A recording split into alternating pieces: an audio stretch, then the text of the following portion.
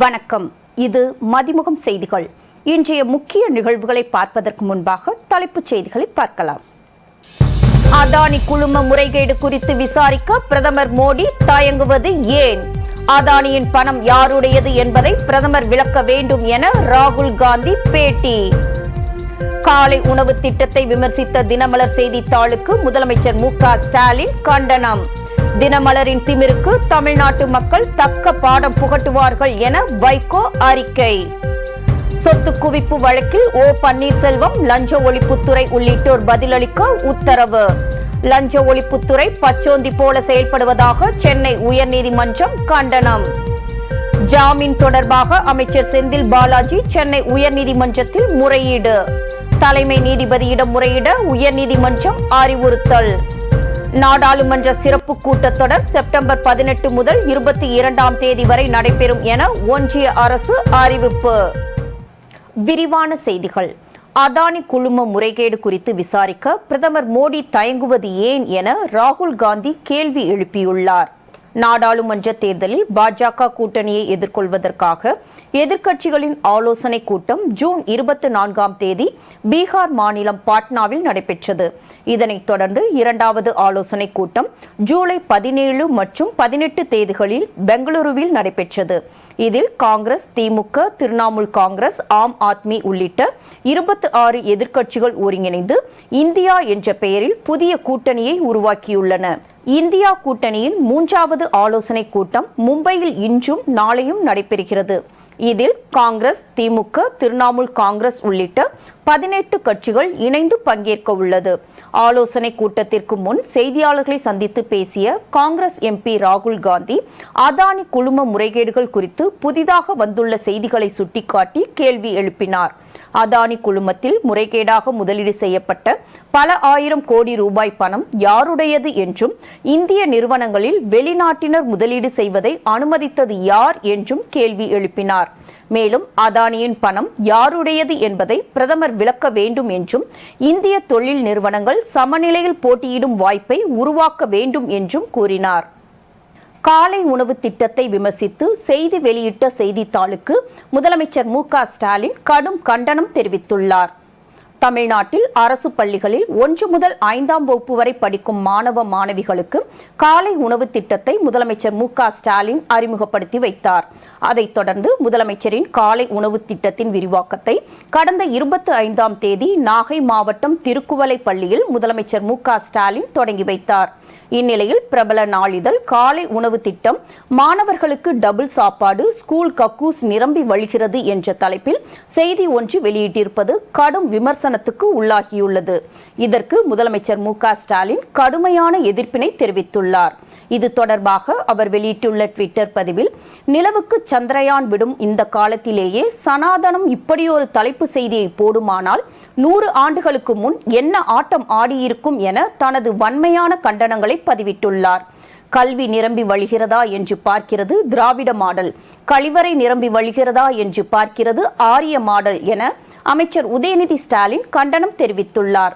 அதேபோல் காலை உணவு திட்டத்தை விமர்சித்து செய்தி வெளியிட்ட தினமலருக்கு கனிமொழி எம்பி சு வெங்கடேசன் ஆகியோர் கண்டனம் தெரிவித்துள்ளனர். காலை உணவு திட்டத்தை இழிவுபடுத்திய தினமலர் நாளிதழை கண்டித்து தமிழகத்தில் பல்வேறு இடங்களில் மாணவ மாணவிகள் மற்றும் திமுகவினர் கண்டன முழக்கமிட்டு கோஷமிட்டனர். முதலமைச்சரின் காலை உணவு திட்டத்தை இழிவுபடுத்திய தினமலரின் திமிருக்கு தமிழ்நாட்டு மக்கள் தக்க பாடம் புகட்டுவார்கள் என மதிமுக பொதுச் செயலாளரும் மாநிலங்களவை உறுப்பினருமான வைகோ தெரிவித்துள்ளார். இது தொடர்பாக அவர் வெளியிட்டுள்ள அறிக்கையில், பள்ளிக்கு செல்லும் குழந்தைகள் காலை உணவு இன்றி பசியோடு இருந்தால் உடல் சோர்வும் மனசோர்வும் அடைந்து கல்வி கற்பதில் பின்னடைவு ஏற்படும் என்பதை கருத்தில் கொண்டு முதலமைச்சரின் காலை உணவு திட்டம் கொண்டுவரப்பட்டிருப்பதாக தெரிவித்துள்ளார். விரிவுபடுத்தப்பட்ட காலை உணவு திட்டத்தால் 31,000 அரசு பள்ளிகளில் பயிலும் 18 லட்சம் மாணவர்கள் பயன்பெறுவதாக தெரிவித்துள்ள வைகோ, நீதி கட்சி காலத்திலேயே சர் பி.டி. தியாகராயர் சென்னை மாநகர தந்தையாக இருந்தபோது 1928ஆம் ஆண்டு மதிய உணவு திட்டம் செயல்படுத்தப்பட்டதாக குறிப்பிட்டுள்ளார். அதைத் தொடர்ந்து பெருந்தலைவர் காமராஜர், பேரறிஞர் அண்ணா, முத்தமிழ் அறிஞர் கலைஞர் கருணாநிதி, அதன்பின் எம்ஜிஆர் ஆட்சியிலும் மதிய உணவு திட்டம் சிறப்பாக நடைமுறைப்படுத்தப்பட்டதால் லட்சக்கணக்கான ஏழை எளிய குழந்தைகள் பசியின்றி பள்ளிக்கு சென்று கல்வி கற்கும் நிலை உருவானதாக தெரிவித்துள்ளார். இந்நிலையில் லட்சக்கணக்கான குழந்தைகள் பயன்பெறும் முதலமைச்சரின் காலை உணவு திட்டத்தை தினமலர் நாளேடு இழிவுபடுத்தி செய்தி வெளியிட்டுள்ளதற்கு வைகோ கடும் கண்டனம் தெரிவித்துள்ளார். சமூக நீதிக்கு எதிரான ஆணவ ஆதிக்க ஆரிய சனாதன மனப்பான்மை தினமலர் நாளேடு வெளியிட்ட செய்தி மூலம் அப்பட்டமாக வெளிப்பட்டிருப்பதாக குறிப்பிட்டுள்ள வைகோ, தினமலரின் திமிருக்கு தமிழ்நாட்டு மக்கள் தக்க பாடம் புகட்டுவார்கள் என்றும், பள்ளி குழந்தைகளின் காலை உணவு திட்டத்தை இழிவுபடுத்திய தினமலர் நாளேடு மன்னிப்பு கேட்க வேண்டும் எனவும் தமது அறிக்கையில் குறிப்பிட்டுள்ளார். காவிரியில் உரிய நீரை திறக்க உத்தரவிடக் கோரும் தமிழக அரசின் மனு தொடர்பாக உச்சநீதிமன்றத்தில் காவிரி மேலாண்மை ஆணையம் அறிக்கை தாக்கல் செய்துள்ளது. இந்த ஆண்டு ஜூலை மற்றும் ஆகஸ்ட் மாதத்திற்கான பங்கீட்டை முறையாக திறந்துவிட உத்தரவிடக் கோரி தமிழக அரசு சார்பில் உச்சநீதிமன்றத்தில் வழக்கு தொடரப்பட்டது. அதன் பேரில் 15 நாட்களுக்கு வினாடிக்கு 5000 கன அடி வீதம் காவிரியில் இருந்து தமிழகத்திற்கு தண்ணீர் திறக்க வேண்டும் என காவிரி மேலாண்மை ஆணையத்திற்கு உச்சநீதிமன்றம் உத்தரவிட்டது. அதன்படி கர்நாடகாவின் KRS அணையிலிருந்து 7329 கன அடி நீர் திறந்துவிடப்படுகிறது. இதற்கு கர்நாடக விவசாயிகள் எதிர்ப்பு தெரிவித்து வருகின்றனர். இந்நிலையில் காவிரி பிரச்சனையில் உச்சநீதிமன்றத்தில் காவிரி மேலாண்மை ஆணையம் அறிக்கை தாக்கல் செய்துள்ளது. அதில் காவிரி டெல்டாவில் உள்ள நிலத்தடி நீரையும் கணக்கில் எடுக்க வேண்டும் என்ற கர்நாடகாவின் கோரிக்கை நிராகரிக்கப்பட்டுள்ளதாக தெரிவித்துள்ளது. மேலும் டெல்டா பகுதியில் நீர் பற்றாக்குறையால் பயிர்கள் பாதிக்கப்பட்டுள்ளதாக குறிப்பிட்டுள்ள காவிரி மேலாண்மை ஆணையம் கடந்த 30 ஆண்டுகள் சராசரியுடன் ஒப்பிட்டு நீர் பற்றாக்குறையின் போது எவ்வளவு தண்ணீர் திறக்க வேண்டும் என உத்தரவுகள் பிறப்பிக்கப்பட்டது குறிப்பிட்டுள்ளது. நாடாளுமன்ற சிறப்பு கூட்டத்தொடர் செப்டம்பர் 18 முதல் 22ஆம் தேதி வரை நடைபெறும் என ஒன்றிய அரசு தெரிவித்துள்ளது. நாடாளுமன்ற மழைக்கால கூட்டத்தொடர் ஜூலை 20ஆம் தேதி முதல் ஆகஸ்ட் மாதம் 11ஆம் தேதி வரை நடைபெற்றது. இந்த கூட்டத்தொடரில் மணிப்பூர் விவகாரம் தொடர்பாக எதிர்க்கட்சிகள் அமளியில் ஈடுபட்டதால் பெரும்பாலான நாட்கள் முடங்கின. மணிப்பூர் விவகாரத்தில் பிரதமர் மோடி விளக்கம் அளிக்க கோரி நாடாளுமன்ற இரு அவைகளையும் எதிர்க்கட்சிகள் முடக்கின. இதனால் பல முக்கிய விவாதங்களை நடத்த முடியாமல் போனது. இதனைத் தொடர்ந்து நாடாளுமன்ற இரு அவைகளும் காலவரையின்றி ஒத்திவைக்கப்பட்டது. இந்த நிலையில் நாடாளுமன்ற சிறப்பு கூட்டத்தொடர் நடைபெறும் என அறிவிக்கப்பட்டுள்ளது. செப்டம்பர் மாதம் 18ஆம் தேதி முதல் 22ஆம் தேதி வரை இந்த கூட்டத்தொடர் நடைபெறவுள்ளது. சிறப்பு கூட்டத்தொடரில் 5 அமர்வுகள் நடைபெறும் என நாடாளுமன்ற விவகாரத்துறை அமைச்சர் பிரகலாத் ஜோஷி அறிவித்துள்ளார். செந்தில் பாலாஜி ஜாமீன் மனுவை தலைமை நீதிபதியிடம் முறையிட சென்னை உயர்நீதிமன்றம் அறிவுறுத்தியுள்ளது. சட்டவிரோத பண பரிமாற்ற வழக்கில் கைது செய்யப்பட்ட அமைச்சர் செந்தில் பாலாஜிக்கு செப்டம்பர் 15ஆம் தேதி வரை நீதிமன்ற காவலில் எடுத்து விசாரணை நடத்த சென்னை சிறப்பு நீதிமன்றம் உத்தரவிட்டுள்ளது. மேலும் ஜாமீன் தொடர்பாக விசாரிக்க இந்த நீதிமன்றத்திற்கு அதிகார வரம்பு இல்லை என்றும் சென்னை முதன்மை அமர்வு நீதிமன்றத்தை அணுகலாம் எனவும் நீதிபதி அறிவுறுத்தினார். இதனைத் தொடர்ந்து ஜாமீன் கோரி சென்னை முதன்மை அமர்வு நீதிமன்றத்தில் அமைச்சர் செந்தில் பாலாஜி தரப்பில் மனு தாக்கல் செய்யப்பட்டது. இந்நிலையில் அமைச்சர் செந்தில் பாலாஜியின் ஜாமீன் மனுவை சிறப்பு நீதிமன்றமே விசாரிக்கும் என முதன்மை அமர்வு நீதிமன்ற நீதிபதி அல்லி உத்தரவிட்டார். இதனைத் தொடர்ந்து செந்தில் பாலாஜி தரப்பு வழக்கறிஞர்கள் மீண்டும் சென்னை சிறப்பு நீதிமன்றத்தை அணுகினர். இதையடுத்து ஜாமீன் கோரி அமைச்சர் செந்தில் பாலாஜி தரப்பு சென்னை உயர்நீதிமன்ற நீதிபதிகள் M. சுந்தர், R. சக்திவேல் அமர்வில் முறையிட்டது. அப்போது இந்த வழக்கு தொடர்பான விசாரணையில் இந்த முறையீட்டு எப்படி ஏற்பது என நீதிபதி M. சுந்தர் கேள்வி எழுப்பினார். எந்த வழக்கை யார் விசாரிப்பது என்பது குறித்து தலைமை நீதிபதிதான் முடிவு செய்வார் என்றும் வழக்கை தலைமை நீதிபதியிடம் முறையிடுங்கள் என நீதிபதி M. சுந்தர் உத்தரவிட்டார். சொத்து குவிப்பு வழக்கில் முன்னாள் முதல்வர் O. பன்னீர்செல்வம், லஞ்ச ஒழிப்புத்துறை உள்ளிட்டோர் பதிலளிக்க சென்னை உயர்நீதிமன்றம் உத்தரவு பிறப்பித்துள்ளது. 2001-2006 ஆண்டு வரையிலான அதிமுக ஆட்சி காலத்தில் வருமானத்திற்கு அதிகமாக சுமார் 1.72 கோடி சொத்து சேர்த்ததாக முன்னாள் முதல்வர் O. பன்னீர்செல்வம் மீது 2006 திமுக ஆட்சியில் லஞ்ச ஒழிப்புத்துறை வழக்கு பதிவு செய்தது. இந்த வழக்கை விசாரித்த சிவகங்கை நீதிமன்றம் 2012ஆம் ஆண்டு பன்னீர்செல்வத்தை விடுதலை செய்தது. இந்த சூழலில் முன்னாள் முதலமைச்சர் O. பன்னீர்செல்வத்திற்கு எதிரான சொத்து குவிப்பு வழக்கை தாமாக முன்வந்து சென்னை உயர்நீதிமன்றம் இன்று விசாரணை நடத்தியது. இந்நிலையில் சொத்து குவிப்பு வழக்கில் ஓ பன்னீர்செல்வம், லஞ்ச ஒழிப்புத்துறை உள்ளிட்டோர் பதிலளிக்க சென்னை உயர்நீதிமன்றம் உத்தரவிட்டுள்ளது. ஆட்சிக்கு ஏற்றாற்போல் லஞ்ச ஒழிப்புத்துறை பச்சோந்தியாக மாறிவிட்டதாக காட்டம் தெரிவித்த உயர்நீதிமன்றம், வழக்குகளில் இருந்து விடுவிக்கப்பட்ட உத்தரவுகள் அனைத்தும் மறு ஆய்வுக்கு எடுத்துக் கொள்ளப்படும் என நீதிபதி ஆனந்த் வெங்கடேஷ் தெரிவித்துள்ளார். நிலவின் தென் துருவத்தின் மேற்பரப்பில் பிளாஸ்மா இருப்பதை விக்ரம் லேண்டர் உறுதி செய்துள்ளதாக இஸ்ரோ தெரிவித்துள்ளது. நிலவின் தென் துருவத்தில் ஆய்வு செய்வதற்காக சந்திரயான் 3 விண்கலத்தை கடந்த மாதம் 14ஆம் தேதி விண்ணுக்கு இஸ்ரோ அனுப்பியது. இந்த விண்கலத்தில் இருந்து பிரிந்து சென்ற லேண்டர் வெற்றிகரமாக கடந்த 23ஆம் தேதி மாலை 6:04 மணியளவில் நிலவின் தென் துருவத்தில் தரையிறங்கியது. அதிலிருந்து பிரிந்து சென்ற ரோவர் கடந்த சில நாட்களாகவே தொடர்ந்து நிலவின் மேற்பரப்பில் ஆய்வு பணியில் ஈடுபட்டு வருகிறது. இந்நிலையில் நிலவின் தென் பகுதியில் கந்தகம், அலுமினியம், கால்சியம், இரும்பு, குரோமியம், டைட்டானியம், மாங்கனீசு ஆகியவை இருப்பதை கண்டறிந்துள்ளது. இது தவிர ஆக்சிஜன் இருப்பதையும் கண்டறிந்துள்ள ரோவர் ஹைட்ரஜன் இருக்கிறதா என தேடி வருகிறது. இந்த நிலையில் நிலவின் மேற்பரப்பில் ஆய்வு பணிகளை மேற்கொண்டு வரும் விக்ரம் லேண்டரில் உள்ள அறிவியல் ஆய்வு கருவி நிலவின் மேற்பரப்புக்கு அருகே பிளாஸ்மா இருப்பதை உறுதி செய்துள்ளது. ஊழல் ஊழல் என்று பேசிய அண்ணாமலை பாஜகவின் ஊழல் பற்றி ஏன் பேசவில்லை என திமுக அமைப்பு செயலாளர் RS பாரதி கேள்வி எழுப்பியுள்ளார். கோவை மாவட்டம் பொள்ளாச்சியில் செய்தியாளர்களை சந்தித்த அவர், மோடி யார் என்பது காஷ்மீர் முதல் கன்னியாகுமரி வரை உள்ள மக்களுக்கு நன்றாக தெரியும் என கூறினார். தேர்தல் வருவதற்கு முன்பாக இப்படி அறிவிப்பது மோடி அவர்களுக்கு வாடிக்கையான ஒன்று. கடந்த தேர்தலுக்கு முன்னாடி கூட அப்படி தான் பெட்ரோல் விலையெல்லாம் கூட குறைச்சார். தேர்தல் முடிவு அடுத்த நாள்லேருந்து டபுள் பங்காக ஏற்றி இன்றைக்கி என்ன ஆச்சுன்னு எல்லாம் தெரியும். மக்கள் ஏமாற மாட்டாங்க. ஒரு முறை ஏமாறுவாங்க, 2 முறை ஏமாறுவாங்க, தொடர்ந்து ஏமாற மாட்டார்கள். மோடி யார் என்பது காஷ்மீரத்திலிருந்து கன்னியாகுமரி வரை புரிந்து விட்டது. 10 ஆண்டு காலமாக அவர் ஒன்றும் செய்யவில்லை. ஊழல் ஊழல் என்று பேசி உலகமாக ஊழலை செய்திருக்கிறவர் மோடி தான் என்பது ஊரே சிரிக்கிறது. 7.5 லட்சம் கோடிக்கு ஊழல் செய்த ஒருவர் இந்திய வரலாற்றில் இதுவரை யாரும் இல்லை என்று சொல்லக்கூடிய அளவுக்கு மோடியினுடைய ஊழல் வெளியாகி ஏறத்தாழ 10 நாள் ஆகுது. அண்ணாமலையும் வாய்த்திருக்கல, அமித்ஷாவும் வாய்த்திருக்கல, மோடியும் வாய்த்திருக்கல. இதிலிருந்து மௌனம் சம்மதத்துக்கு அறிகுறி. அந்த ஊழலை ஒற்றுக்கொண்டார்கள் என்று பொருள். 2016ஆம் ஆண்டுக்கு முன் அங்கீகரிக்கப்படாத மனைப்பிரிவுகள் மற்றும் தனி மனைகளை வரைமுறைப்படுத்துவதற்காக கால அவகாசம் மேலும் 6 மாத காலம் வழங்கப்பட்டுள்ளதாக அமைச்சர் முத்துசாமி தெரிவித்துள்ளார். சென்னையில் செய்தியாளர்களை சந்தித்த வீட்டு வசதித்துறை அமைச்சர் முத்துசாமி, தமிழகத்தில் உள்ள நிலப்பரப்பில் 7% மட்டுமே மாஸ்டர் பிளான்கள் வரையறை செய்யப்பட்டுள்ள நிலையில் அது தற்போது 19% உயர்த்தப்பட்டிருப்பதாகவும் மேலும் 22% உயர்த்தப்படும் எனவும் தெரிவித்தார். மாண்பு முதலமைச்சர் அவர்களிடத்தில் இதை எங்களுடைய துறையினுடைய ஆய்வு வருகிற பொழுது இதையெல்லாம் சொன்ன பொழுது எங்கே அவசியம் இருக்கிறதோ அங்கே கண்டிப்பாக தொடர் கட்டிட அனுமதியை நாம் கொடுக்க வேண்டும், அந்த அவசியத்தை ஆய்வு செய்யுங்கள் என்று எங்களுக்கு சொல்லிவிட்டார்கள். உடனே எங்களுடைய துறையினுடைய சார்பாக லோக்கல் பாடியில் கேட்டு, அதே போல் மாவட்ட ஆட்சித்தலைவரிடத்திலே கேட்டு எந்தெந்த இடம் தொடர் கட்டிடம் அவசியம் என்பதை நாங்கள் அதுக்கு ஒரு நாம்ஸ் வச்சுருக்காங்க, அதை வச்சு எடுக்கிறாங்க.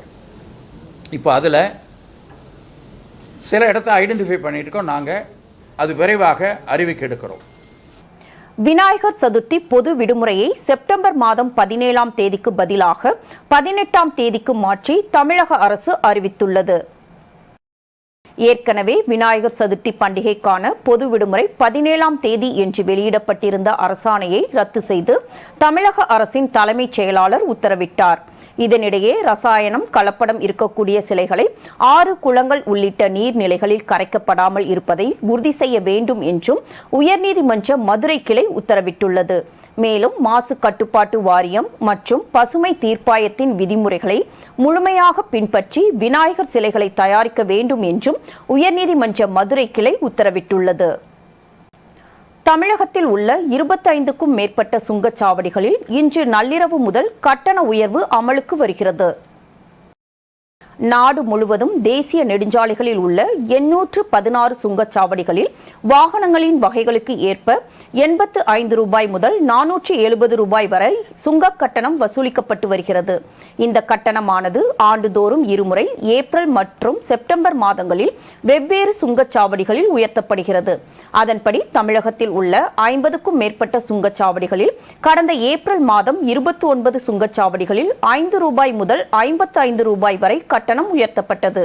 இந்நிலையில் தமிழகத்தில் மீதம் உள்ள 25க்கும் மேற்பட்ட சுங்கச்சாவடிகளில் இன்று நள்ளிரவு முதல் கட்டண உயர்வு அமலுக்கு வருகிறது. மதுரை, திண்டுக்கல், திருச்சி, மேட்டுப்பட்டி, உளுந்தூர்பேட்டை, தூத்துக்குடி, எலியார்பத்தி உள்ளிட்ட சுங்கச்சாவடிகளில் கட்டண உயர்வு அமலுக்கு வருகிறது. அதன்படி ஒருமுறை கட்டணம் 5 ரூபாய் முதல் 45 ரூபாய் வரையிலும், இருமுறை கட்டணம் ரூபாய் 10 முதல் 65 ரூபாய் வரையிலும் உயர்வுக்கு வருகிறது. அரசு பள்ளிகளில் செயல்படுத்தப்பட்டு வரும் காலை உணவு திட்டம் குறித்து தமிழ்நாடு வந்துள்ள தெலங்கானா அதிகாரிகள் குழுவினர் கேட்டறிந்தனர். தமிழ்நாட்டில் செயல்படுத்தப்பட்டுள்ள காலை உணவு திட்டம் குறித்து அறிந்து கொள்வதற்காக தெலங்கானா அதிகாரிகள் குழு சென்னை வந்துள்ளனர். தெலங்கானா முதலமைச்சரின் தனிச் செயலாளர் உள்ளிட்ட அதிகாரிகள் சென்னை ராயபுரம் அரசு பள்ளி உணவு கூடத்தில் காலை உணவு எவ்வாறு தயாரிக்கப்படுகிறது, என்னென்ன உணவுகள் தயாரிக்கப்படுகின்றன, எவ்வாறு பள்ளிகளுக்கு அனுப்பப்படுகிறது என்பதை கேட்டறிந்தனர். காலை உணவு திட்ட சிறப்பு அதிகாரியான இளம்பகவத் காலை உணவு திட்டம் குறித்து தெலங்கானா அதிகாரிகளுக்கு விளக்கம் அளித்தார். இந்தி திணிப்பை எதிர்த்து ஜனநாயக வழக்கறிஞர்கள் சங்கம் மற்றும் சமத்துவ வழக்கறிஞர்கள் சங்கம் சார்பில் சென்னை உயர்நீதிமன்றம் அருகே போராட்டம் நடைபெற்றது. இந்திய ஒற்றுமையை சீர்குலைத்து இந்தி மொழி திணிப்பை கொண்டு வரும் மசோதாவை திரும்ப பெற வலியுறுத்தி ஒன்றிய மோடி அரசை எதிர்த்து காலை முதல் மாலை வரை ஜனநாயக வழக்கறிஞர்கள் சங்கம் மற்றும் சமத்துவ வழக்கறிஞர்கள் சங்கம் சார்பில் சென்னை உயர்நீதிமன்ற வாயில் அருகில் தொடர் முழக்க போராட்டம் நடைபெற்றது. பல்வேறு மாவட்டங்களில் நடைபெற்ற தகவல்களை களத்தில் மதிமுகம் பகுதியில் பார்க்கலாம்.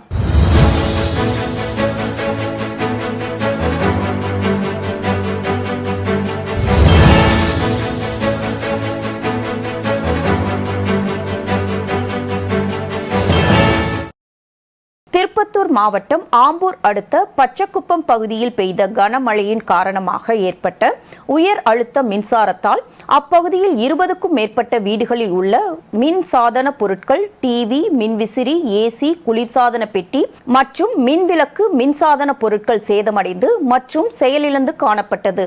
மின்சாரத்துறையினர் உயர் அழுத்தம் இல்லாமல் மின் விநியோகம் சரியான முறையில் வழங்கினால் இதுபோன்ற மின்சாதன பொருட்கள் சேதம் இல்லாமல் இருக்கும் என வேதனை தெரிவித்தனர். திருப்பத்தூர் மாவட்டம் ஆம்பூர் அடுத்து பச்சைக்குப்பம் கிராமத்துலேருந்து பேசுகிறோம். நாங்கள் மயிலாடுமலை ஸ்ட்ரீட்டில் இருக்கோம். நைட்டு எங்கள் ஊரில் மழை வந்து அதிகமாக காற்றடிச்சதுனால கரண்ட் ஆஃப் ஆகிட்டு திரும்ப வரும்போது எங்கள் வீட்டில் இருக்கிற மின்சாதன பொருளெல்லாம் டேமேஜ் ஆகிடுச்சு. எங்கள் தெருவில் எல்லார் வீட்லையுமே ஏசி, ஃப்ரிட்ஜு, டிவி, ஃபேனு எல்லாமே வந்து நெருப்பு பொறி வந்து புகை மாதிரி வந்து எல்லாமே டேமேஜ் ஆகிடுச்சு. இதுக்கு வந்து கரண்ட் வந்து சரியான மின் அழுத்தத்தில் வராமல் அதிகமான வோல்டேஜ் வந்ததுனால எல்லார் வீட்லேயும் டேமேஜ் ஆச்சு. இது மாதிரி 20 வீட்டுக்கு மேலே அதே மாதிரி டேமேஜ் ஆகிட்டு இருக்கு. நீங்கள் அரசு தான் இதுக்கு தகுந்த நடவடிக்கை எடுத்து எங்களுக்கு தேவையான உதவி எல்லாம் செஞ்சு தரணும். திருவள்ளூர் மாவட்டம் பொன்னேரியில் தமிழ்நாடு வருவாய்த்துறை அலுவலக சங்கம் சார்பில் கோட்டாட்சியர் அலுவலகம் முன்பு காத்திருப்பு போராட்டம் நடைபெற்றது.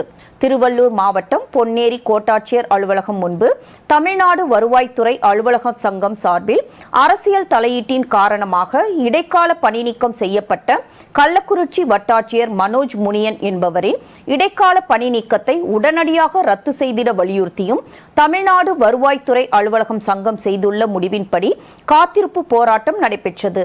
மேலும் பெண் அலுவலர்களை ஒருமையில் தரக்குறைவாக பேசி வரும் ரிசிவந்தியம் சட்டமன்ற உறுப்பினர் வசந்தம் கார்த்திகேயன் அவர்களின் நடவடிக்கையை கண்டித்தும் போராட்டம் நடைபெற்றது. திருப்பத்தூர் மாவட்டத்தில் மறுசீரமைக்கப்பட்ட வாக்குச்சாவடி பட்டியல் குறித்த ஆலோசனைக் கூட்டம் மாவட்ட ஆட்சியர் பாஸ்கர பாண்டியன் தலைமையில் நடைபெற்றது.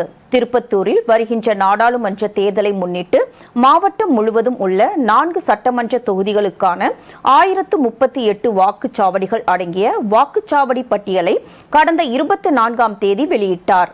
இந்நிலையில் இறுதி வரைவு வாக்குச்சாவடி பட்டியல் வழங்க மாற்றங்கள் ஏதேனும் உள்ளதா என்பது குறித்த ஆலோசனைக் கூட்டம் அனைத்து கட்சி பிரமுகர்கள் முன்னிலையில் நடைபெற்றது.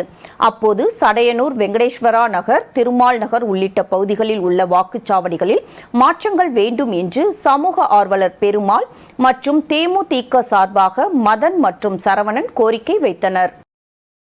விவசாயிகளின் கட்டணமில்லா மின் உரிமையை தட்டிப்பறிக்கும் வகையில் மீட்டர் பொருத்தும் புதுச்சேரி அரசை கண்டித்து விவசாயிகள் டிராக்டர் பேரணியில் ஈடுபட்டனர்.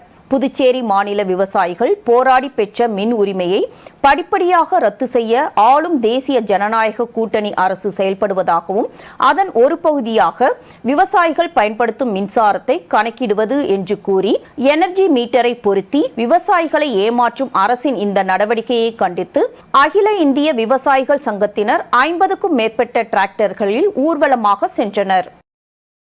தமிழ்நாடு முஸ்லிம் முன்னேற்றக் கழகத்தின் 29ஆம் ஆண்டு துவக்க விழாவை முன்னிட்டு குரோம்பேட்டை அரசு மருத்துவமனை பிரசவ வார்டில் உள்ள தாய்மார்களுக்கு பழங்கள், போர்வை உட்பட நலத்திட்ட உதவிகள் வழங்கும் நிகழ்ச்சியை மனிதநேய மக்கள் கட்சி மாநில துணை பொதுச் செயலாளர், தாம்பரம் மாமன்ற உறுப்பினர் எம். யாக்கூப் தொடங்கி வைத்தார். இந்நிகழ்ச்சியில் தமிழக முஸ்லிம் முன்னேற்றக் கட்சி செங்கல்பட்டு வடக்கு மாவட்ட தலைவர் எஸ்.கே. ஜாகிர் உசேன், மாவட்ட செயலாளர் ஃபாரூக் அகமது மற்றும் கட்சியின் நிர்வாகிகள் கலந்து கொண்டனர். புதுக்கோட்டை மாவட்டம் பாண்டிப்பத்திரம் ஸ்ரீ முத்துமாரியம்மன் ஆலய பொங்கல் திருவிழாவை முன்னிட்டு 17ஆம் ஆண்டு மாபெரும் மாட்டு வண்டி எல்லை பந்தயம் நடைபெற்றது. இந்த போட்டியில் பல்வேறு மாவட்டங்களை சேர்ந்த 100க்கும் மேற்பட்ட ஜோடி மாட்டு வண்டிகள் கலந்து கொண்டன. இந்த போட்டியை காண திரளான பொதுமக்கள் கலந்து கொண்டு கண்டு ரசித்தனர். மேலும் இந்த பந்தயத்தில் முதல் 3 இடங்களை பிடித்த மாட்டு வண்டி உரிமையாளர்களுக்கு பரிசுகளும் கோப்பைகளும் வழங்கப்பட்டது. வேலூர் மாவட்டம் சத்துவாச்சாரியில் உள்ள ஒருங்கிணைந்த நீதிமன்ற வளாகம் அருகில் தமிழ்நாடு மற்றும் பாண்டிச்சேரி வழக்கறிஞர் சங்கங்களின் கூட்டமைப்பின் சார்பில் உண்ணாவிரத போராட்டம் நடைபெற்றது.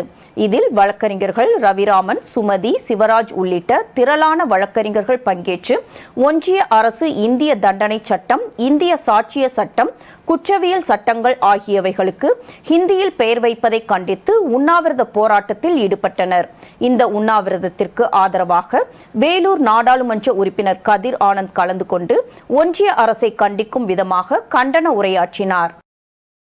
புதுக்கோட்டை மாவட்டம் ஆவாரங்குடிப்பட்டியில் உள்ள துப்பாக்கி சுடும் பயிற்சி மையத்தில் தமிழ்நாடு துப்பாக்கி சுடும் சங்கம் மற்றும் புதுக்கோட்டை ராயல் ஸ்போர்ட்ஸ் கிளப் ஆகியவை இணைந்து 14வது தென்னிந்திய அளவிலான துப்பாக்கி சுடும் போட்டி தொடங்கியது. இந்த போட்டி வருகின்ற 5ஆம் தேதி வரை 6 நாட்கள் நடைபெற உள்ளது. மேலும் இந்த போட்டியில் தமிழ்நாட்டின் பல்வேறு மாவட்டங்களில் இருந்தும் பெங்களூர், ஆந்திரா உள்ளிட்ட மாநிலங்களில் இருந்து ஏராளமான போட்டியாளர்கள் பங்கேற்றுள்ளனர். ஒவ்வொரு போட்டியிலும் வெற்றி பெற்றவர்களுக்கு பரிசு கோப்பைகள் வழங்கப்பட உள்ளது.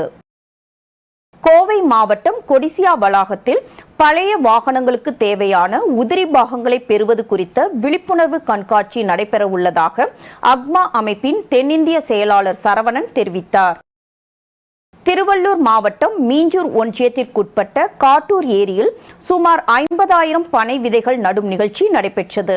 காட்டுப்பள்ளி அதானி அறக்கட்டளை சார்பில் நடைபெற்ற இந்த நிகழ்ச்சியில் பொன்னேரி சட்டமன்ற உறுப்பினர் துரை சந்திரசேகர் கலந்து கொண்டு பனை விதைகளை நட்டு துவக்கி வைத்தார். காட்டூர் ஊராட்சி மன்ற தலைவர் செல்வராமன் முன்னிலையில் நடைபெற்ற இந்த நிகழ்ச்சியில் அதானி துறைமுக நிர்வாகிகள், உள்ளாட்சி பிரதிநிதிகள் பலர் கலந்து கொண்டனர். மயிலாடுதுறையில் மாயூரநாதர் ஆலயத்தில் மகா கும்பாபிஷேக பூஜைகள் கோலாகலத்துடன் தொடங்கியது. 123 யாக குண்டங்களில் முதல் கால யாகசாலை பூஜைகள் தொடங்கப்பட்டு பூரணாகுதி, சோடச தீபாராதனை, மகா தீபாராதனை நடைபெற்றது. இதனைத் தொடர்ந்து சப்தஸ்வரங்கள் அறக்கட்டளை சார்பில் சிறப்பு இசை மற்றும் பரதநாட்டிய கலை நிகழ்ச்சிகள் துவங்கி நடைபெற்று வருகிறது. இதனை திருவாவடுதுறை ஆதீன மடாதிபதி உள்ளிட்ட திரளான பக்தர்கள் கண்டு தரிசனம் செய்தனர். திருப்பத்தூர் மாவட்டம் ஆம்பூர் பைபாஸ் சாலையில் ஒரே இடத்தில் 3 மதுபான கடைகள் செயல்பட்டு வருவதை அகற்றக் கோரி மதுக்கடையை முற்றுகையிட்டு போராட்டத்தில் ஈடுபட முயன்ற பாஜக, பாமக கட்சியினரை காவல்துறையினர் கைது செய்தனர். மயிலாடுதுறை மாவட்ட ஆட்சியர் அலுவலகத்தில் விவசாயிகள் குறைதீர்க்கும் நாள் கூட்டம் மாவட்ட ஆட்சியர் மகாபாரதி தலைமையில் துவங்கியது. அப்போது காவிரி மேலாண்மை வாரிய உத்தரவுப்படி தண்ணீர் திறந்துவிட மறுக்கும் கர்நாடக காங்கிரஸ் அரசை கண்டித்தும் நடவடிக்கை எடுக்காத பாஜக அரசை கண்டித்தும் விவசாயிகள் குறைதீர்க்கும் நாள் கூட்டத்தை புறக்கணித்து வெளிநடப்பு செய்தனர். காவிரி மேலாண்மை வாரிய உத்தரவை நிறைவேற்ற நடவடிக்கை எடுக்காத மத்திய அரசை கண்டித்தும் முழக்கமிட்டவாறு கூட்டரங்கு வாயிலுக்கு வந்து ஆர்ப்பாட்டத்தில் ஈடுபட்டனர். திருப்பூர் மாவட்டம் காங்கேயத்தில் உள்ள தேங்காய் ஆயில் மில் உரிமையாளர் குணசேகர் என்பவரது வீட்டில் நுழைந்த முகமூடி அணிந்த 7 மர்ம நபர்கள் கத்தியை காட்டி மிரட்டி வீட்டில் இருந்தவர்கள் அணிந்திருந்த நகை மற்றும் வீட்டின் பீரோவில் இருந்த நகை உட்பட 25 பவுன் மற்றும் 5 லட்சம் பணம் ஆகியவற்றை கொள்ளையடித்து தப்பி சென்றனர். இச்சம்பவம் குறித்து குணசேகரன் அளித்த புகாரின் பேரில் காவல்துறையினர் வழக்கு பதிவு செய்து அருகில் உள்ள கண்காணிப்பு கேமரா பதிவுகளை கொண்டு விசாரணை மேற்கொண்டு வருகின்றனர். தரங்கம்பாடி அருகே இருசக்கர வாகனத்தில் சென்ற நபர் மீது தனியார் பள்ளி வேன் மோதியதில் சம்பவ இடத்திலேயே உயிரிழந்தார். மயிலாடுதுறை மாவட்டம் சாத்தனூர் கிராமத்தை சேர்ந்தவர் ரஜினி.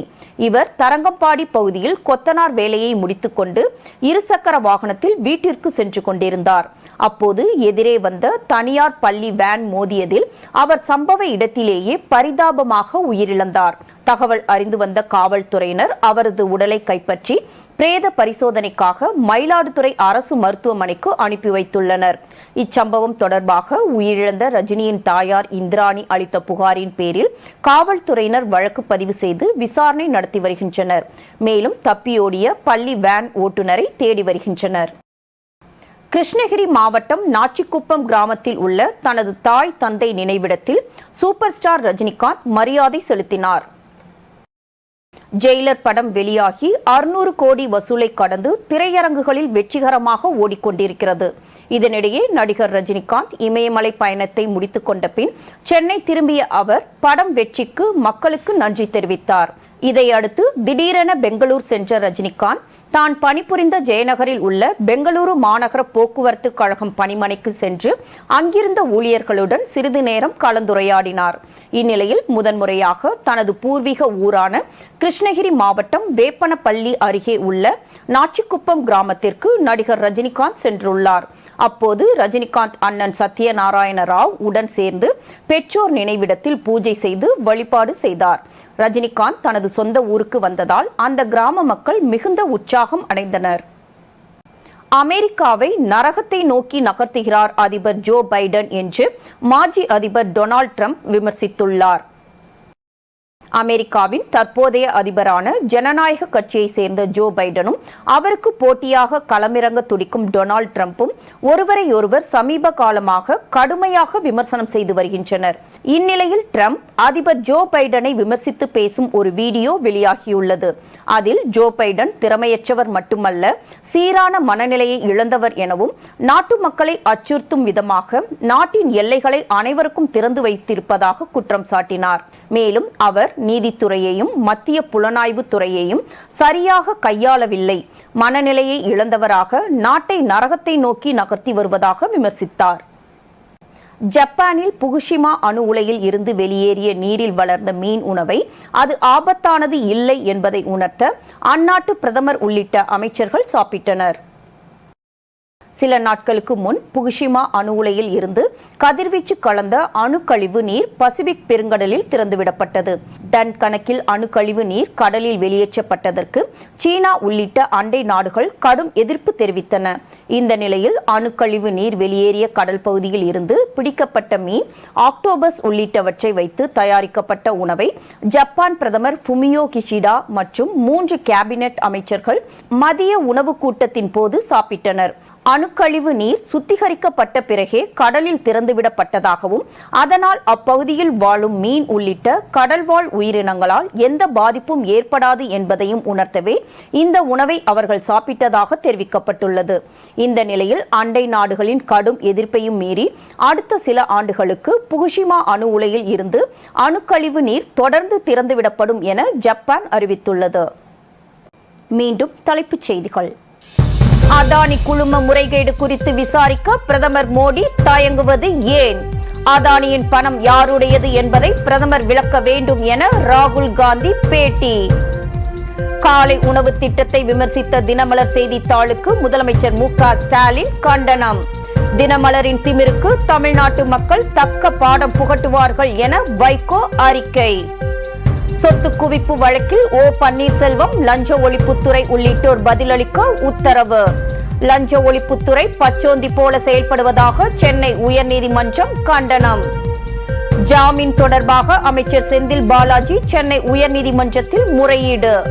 தலைமை நீதிபதியிடம் முறையிட உயர்நீதிமன்றம் அறிவுறுத்தல். நாடாளுமன்ற சிறப்பு கூட்டத்தொடர் செப்டம்பர் 18 முதல் 22ஆம் தேதி வரை நடைபெறும் என ஒன்றிய அரசு அறிவிப்பு. இத்துடன் செய்திகள் நிறைவடைந்தன. மீண்டும் செய்திகள் இரவு 10 மணிக்கு. மேலும் செய்திகளை தெரிந்து கொள்ள மதிமுகம் பிரைம் யூடியூப் தளத்தில் இணைந்திருங்கள்.